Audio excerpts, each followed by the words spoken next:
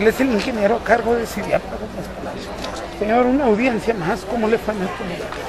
Pues mira, aquí no tuvimos mucha afluencia de personas, o sea, nada más vinieron 2 personas prácticamente a hacer algún convenio en cuanto a lo que es el pago de sus residuos de agua, que ya tenían varios meses de antigüedad. O sea, aquí está cubierto todo lo que son las necesidades de agua potable y alcantarillado.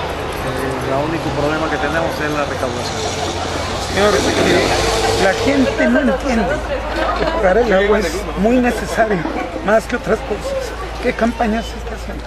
Bueno, mira, nosotros estamos promocionando directamente a nivel casa por casa, estamos solicitando que hagan los pagos por medio de volanteos y pues lo que es radio tenemos ahí campañas también de pagos y definitivamente si no hay una respuesta por parte de los usuarios, nos vamos y hacemos cortes directamente a las tomas.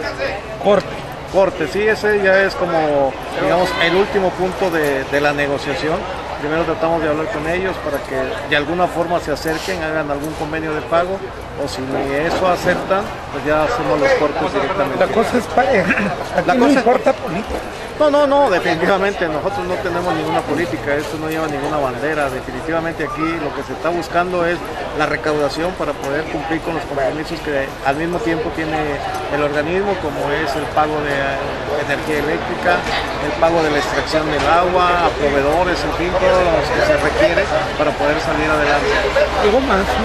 Pues nada más, le recomiendo o solicito a todos los usuarios que por favor nos hagan su apoyo de la aportación correspondiente del pago de los servicios de agua, porque sin estos recursos está imposibilitado el organismo dar un mejor servicio. Gracias.